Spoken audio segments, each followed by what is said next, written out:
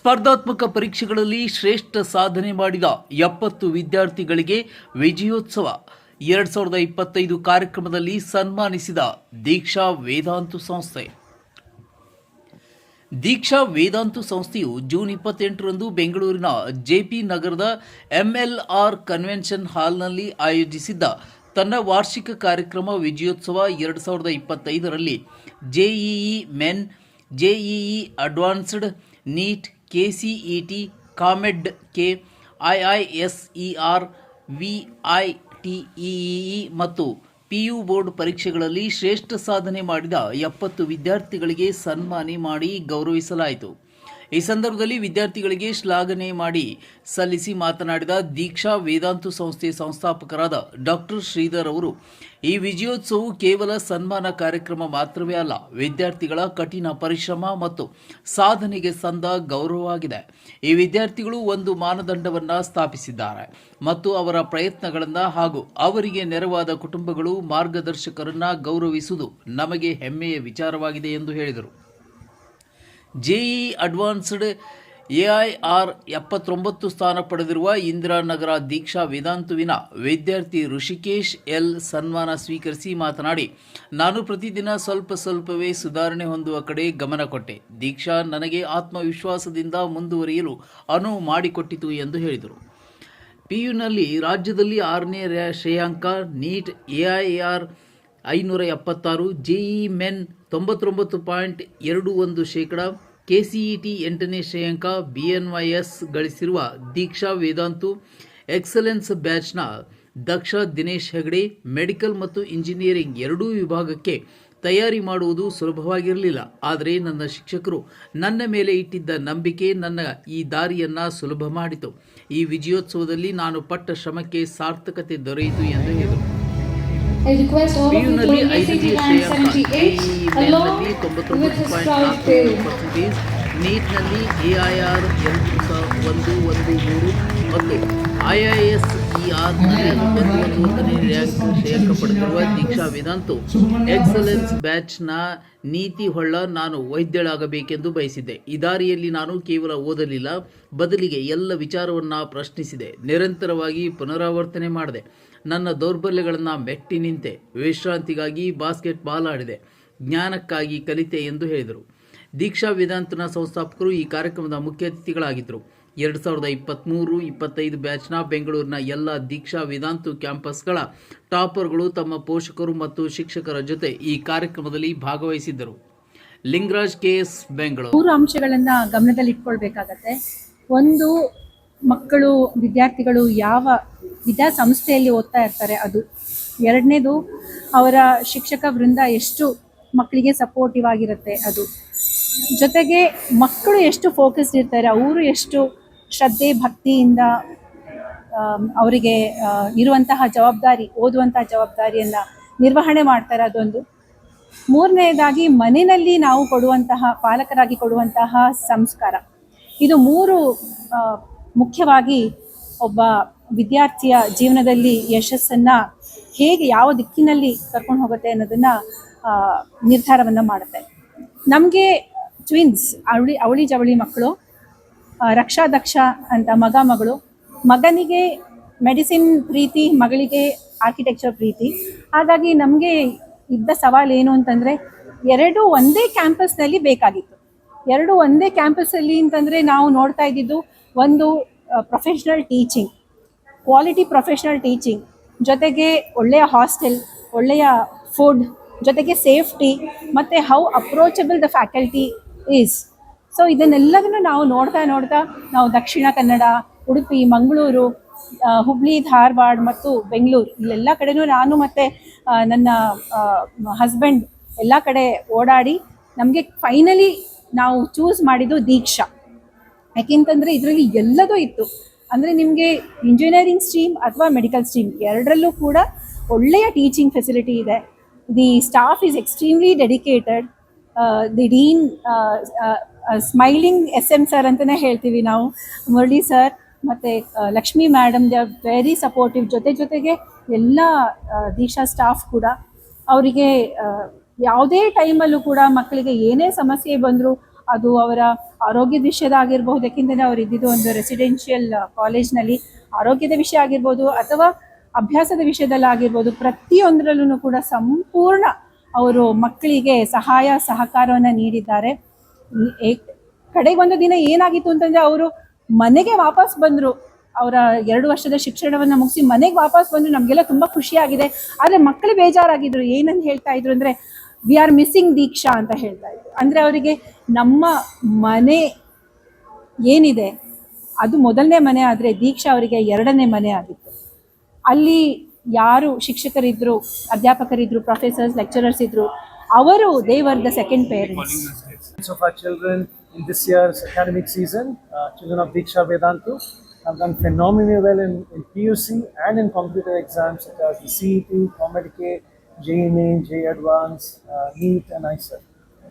What is amazing is these children are not just good in one track of field. We have so many children who got a rank in PUC, JEE Main, JEE Advanced and also in medicine, and they have a plethora of choices to decide what they want to do. This is all largely due to the amazing efforts of all the teachers who've been more of friends and mentors for them, walking through them through this journey. 2 years is a very difficult journey. These teachers have been with them non-stop to guide them and help them along.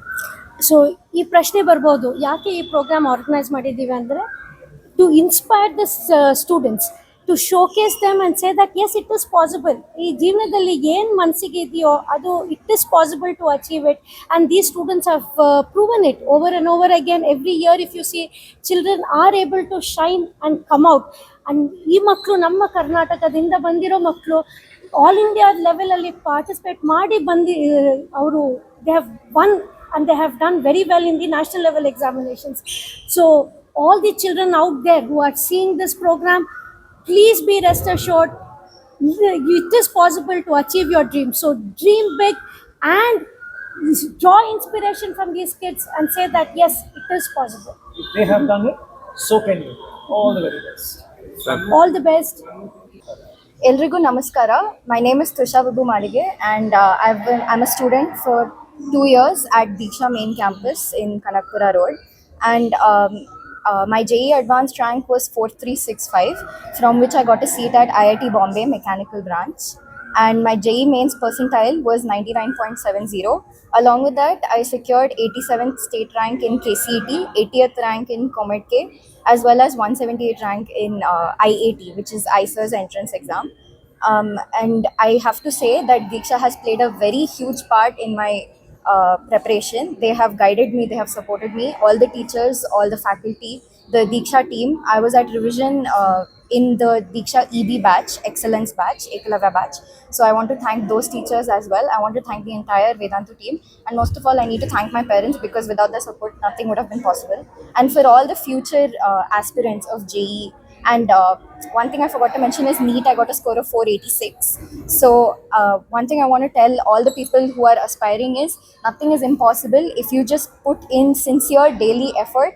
ದಿನ ಏನಾದರೂ ಒಂದು ಮಾಡಿದ್ರೆ, like if you sit for 3 hours 4 hours every day and do it, surely you will get the results. So ಸಿನ್ಸಿಯರಾಗಿ effort ಹಾಕಿದ್ರೆ it will not go to waste. Just trust your preparation and make sure that you are on the right path. Thank you. ನನ್ನ ಮಗ ಪ್ರಣವ್ ಭಾರದ್ವಾಜ್ ಈ ವರ್ಷ second PUC ಮುಗಿಸಿದ್ದಾನೆ ದೀಕ್ಷಾದಿಂದ. ಅವನ CET rank 224, Eicher rank 257, IIT advanced rank 6007. Last ನನ್ನ 2 ವರ್ಷದ ಎಕ್ಸ್ಪೀರಿಯೆನ್ಸನ್ನು ನಾನು ಇವತ್ತು share ಮಾಡ್ತೀನಿ. ನಮಗೆ ದೀಕ್ಷಾ ಮೊದಲಿಂದಲೂ ಪರಿಚಯ, ಯಾಕೆಂದರೆ ನಮ್ಮ ಫ್ಯಾಮಿಲಿಯಲ್ಲಿ ಸುಮಾರು ಜನ ಹುಡುಗರು ದೀಕ್ಷಾದಲ್ಲಿ ಓದಿ ಚೆನ್ನಾಗಿ ಒಳ್ಳೆ ಮಾರ್ಕ್ಸ್ ತೊಗೊಂಡು ಪಾಸ್ ಆಗಿದ್ರು. ಹಾಗಾಗಿ ನಮಗೆ ದೀಕ್ಷಾ ಒಂದು ನ್ಯಾಚುರಲ್ ಚಾಯ್ಸ್ ಅಂತ ಹೇಳ್ಬೋದು PUCಗೆ. ನನಗೆ ದೀಕ್ಷಾದಲ್ಲಿ ಇಷ್ಟ ಆಗಿದ್ದೇನು ಅಂದರೆ, ಒಂದು ಇಲ್ಲಿಯ ಫ್ಯಾಕಲ್ಟಿ ತುಂಬ ಕಮಿಟೆಡ್. ಅವರಿಗೆ ಮಕ್ಕಳ ಸ್ಕೋರು ಬಿಟ್ಟರೆ ಮೋಸ್ಟ್ಲಿ ನನ್ನ ಮಗ. ಸೊ ಇಲ್ಲಿಯ ಫ್ಯಾಕಲ್ಟಿ ಕಮಿಟ್ಮೆಂಟ್ ಬಗ್ಗೆ ನಾನು ಮಾತಾಡಲೇಬೇಕು. 24 ಗಂಟೆ ಅವರು ಅವೈಲಬಲ್ ಇರ್ತಾರೆ ಮಕ್ಕಳಿಗೆ, ಅವರ ಡೌಟ್ಸನ್ನು ಕ್ಲಾರಿಫೈ ಮಾಡಲಿಕ್ಕೆ. ಟೈಮು, ವೀಕೆಂಡು ಇದನ್ನೆಲ್ಲ ನೋಡದೆ ಅವರು ಮಕ್ಕಳನ್ನು ಗೈಡ್ ಮಾಡ್ತಾರೆ. ಎರಡನೇದಾಗಿ, ಎಸ್ಪೆಷಲಿ 2ನೇ ವರ್ಷ ಮಕ್ಕಳನ್ನು ಗ್ರೂಪ್ಸ್ ಆಗಿ ವಿಂಗಡಣೆ ಮಾಡಿ ಅವರಿಗೆ ಎಷ್ಟು ಕಾಂಪಿಟೇಷನ್ ಬೇಕೋ ಆ ಕರೆಕ್ಟ್ ಕಾಂಪಿಟೇಷನ್ ಸಿಗುವ ಹಾಗೆ ನೋಡ್ಕೊಳ್ತಾರೆ.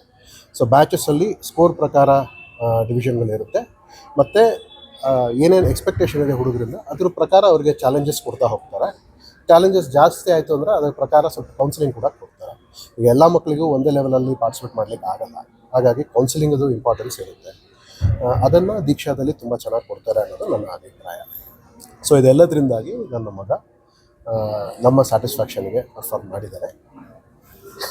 Have one-on-one DP sessions where I had my Diksha parent help me in analyzing my mistake, many errors that I made and how I could improve them every week, and timely support and guidance, not only academic but also emotional support was duly provided, so that was very helpful. About Diksha. So Diksha, I would say, is the right platform for everyone who is aiming to achieve good feat in both competitive and PU. I am from Sirsi, Uttara Kannada.